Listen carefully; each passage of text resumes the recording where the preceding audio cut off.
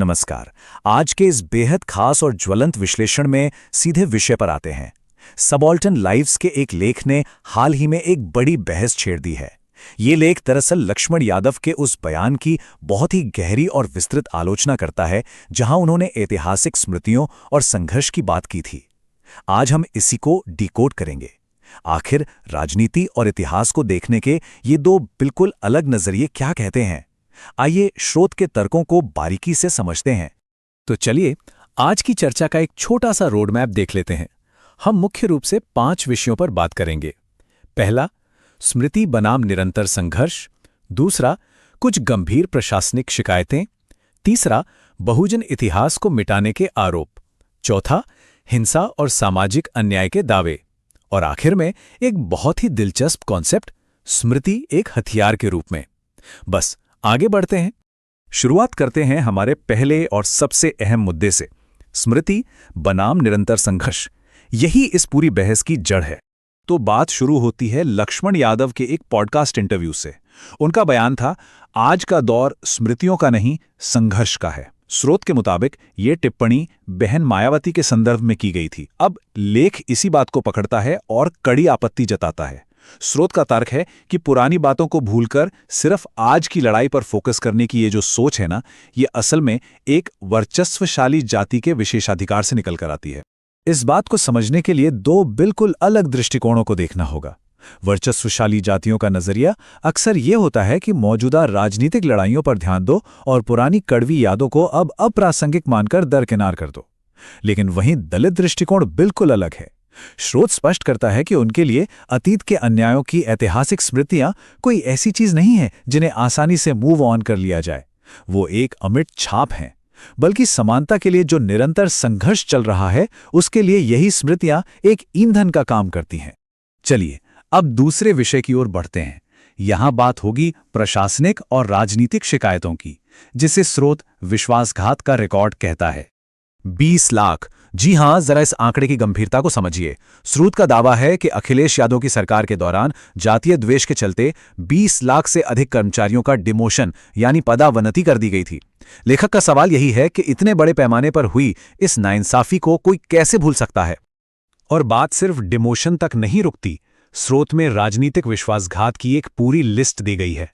इसमें बताया गया है कि कैसे समाजवादी पार्टी के सांसदों ने संसद के अंदर SC/ST प्रमोशन रिजर्वेशन बिल की कॉपी फाड़ दी थी। इसके अलावा मुलायम सिंह यादव के 2012 के मैनिफेस्टो का भी जिक्र है, जिसमें SC/ST एक्ट के मामलों की समीक्षा का वादा किया गया था। लेखक का सीधा आरोप है कि जैसे ही अखिलेश सरकार सत्ता में आई, प्रशासनिक ताकत का इस्तेमाल करके इसी रिव्यू के बहाने दलित पीड़ितों पर ही उल्टी कार्रवाइयां की गई। स्रोत के मुताबिक इन फैसलों ने हाशिए पर पड़े समुदाय को भीतर तक झकझोर दिया था। और यहीं पर लेख एक बहुत ही चुभता हुआ लेकिन अहम सवाल खड़ा करता है। क्या सिर्फ एक राजनीतिक दल को हराने के लिए इन सारे प्रशासनिक विश्वासघातों को भुला देना चाहिए? ये सवाल उस गहरी पीड़ा और अन्याय की भावना को सामने लाता है जब किसी समुदाय से कहा जाता है कि बस पुरानी बातें भूल जाओ और आगे बढ़ो। इसी कड़ी में हमारा तीसरा विषय आता है, बहुजन इतिहास को मिटाने के प्रयास, नाम बदलने और जगहों पर दोबारा दावा करने की राजनीति। लेख में कुछ बहुत ही गंभीर आरोप लगाए गए हैं। कहा गया है कि अखिलेश यादव की सरकार ने दलित और पिछड़े वर्ग के महापुरुषों के सम्मान में बनाए गए कई जिलों, अस्पतालों और कॉलेजों के नाम ही बदल दिए। साथ ही कई आम्बेडकर पार्कों को भी खाली करवाया गया। अब स्रोत इस पूरी प्रक्रिया को सिर्फ एक रूटीन प्रशासनिक बदलाव नहीं मानता। आलोचना इस बात पर है कि मायावती द्वारा स्थापित इन प्रतीकों को मिटाना सत्ता द्वारा जानबूझकर किया गया एक जातीय कुंठा का प्रदर्शन था। अब आते हैं इस विश्लेषण के शायद सबसे गंभीर और संवेदनशील हिस्से पर, हिंसा और सामाजिक अन्याय। यहां शारीरिक और संस्थागत खतरों का विस्तार से जिक्र किया गया है। स्रोत में सुनियोजित हिंसा का एक पूरा खाका खींचा गया है। दावे के मुताबिक वर्चस्वशाली जातियों द्वारा दलितों की जमीनों पर कब्जा किया जा रहा था और आरोप है कि राज्य और पुलिस ने पीड़ितों की बजाय अपराधियों को ही संरक्षण दिया। इतना ही नहीं, विरोध करने वालों पर बर्बर हमले हुए और महिलाओं के खिलाफ उत्पीड़न की घटनाएं इतनी बढ़ गईं कि रोजमर्रा की जिंदगी जीना एक खौफनाक अनुभव बन गया। लेखक साफ तौर पर कहता है कि इस संस्थागत समर्थन ने अपराधियों के हौसले बुलंद कर दिए और दलित समुदाय को एक आतंक के माहौल में धकेल दिया। अगर इस पूरे संघर्ष की टाइमलाइन को देखें तो कहानी और साफ हो जाती है। स्रोत के अनुसार 1995 से पहले मान्यवर कांशीराम और बहन मायावती के नेतृत्व में दलित समुदाय ने पहली बार सिर उठाकर सम्मान से जीना शुरू किया था। लेकिन फिर आता है 2 जून 1995 का वो मनहूस दिन, जब स्टेट गेस्ट हाउस में समाजवादी पार्टी के गुंडों ने मायावती पर एक जानलेवा और बर्बर हमला किया। स्रोत इस घटना को एक ऐसा गहरा घाव मानता है जिसे भरा नहीं जा सकता। इसके बाद 2012 से आगे के दौर का भी जिक्र है, जब सपा सरकार के दौरान हाशिए के समुदायों को फिर से प्रशासनिक और शारीरिक स्तर पर निशाना बनाया गया।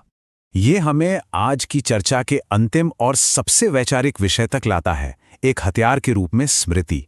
यहाँ संघर्ष शब्द के मायने ही बदल जाते हैं।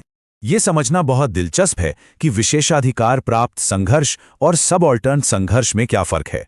स्रोत बहुत ही सटीक तरीके से बताता है कि एक आरामदायक हॉल में बैठकर प्रेस कॉन्फ्रेंस करना और छोटी मोटी असुविधाओं को एक बड़ी राजनीतिक लड़ाई बता देना, ये एक प्रिविलेज क्लास का संघर्ष है। लेकिन इसके बिल्कुल उलट, दलित समुदाय का संघर्ष कोई एक दिन की बात नहीं है। ये जातीय हिंसा, रोजमर्रा के उत्पीड़न और अपनी बुनियादी राजनीतिक नुमाइंदगी को बचाए रखने की एक आजन्म चलने वाली लड़ाई है। तो यहाँ लेखक का मुख्य तर्क बिल्कुल साफ है। दलितों का संघर्ष सिर्फ मौजूदा सत्ता के खिलाफ नहीं है, ये समानता और संवैधानिक मूल्यों की वो निरंतर बहुआयामी लड़ाई है जो हर उस इंसान का विरोध करती है जो जातीय पूर्वाग्रह से ग्रसित है, चाहे उन्होंने अतीत में अत्याचार किए हों या आज कर रहे हों। और इस लड़ाई को ताकत कहाँ से मिलती है? ऐतिहासिक स्मृतियों से। स्रोत एक बहुत ही गंभीर चेतावनी भी देता है।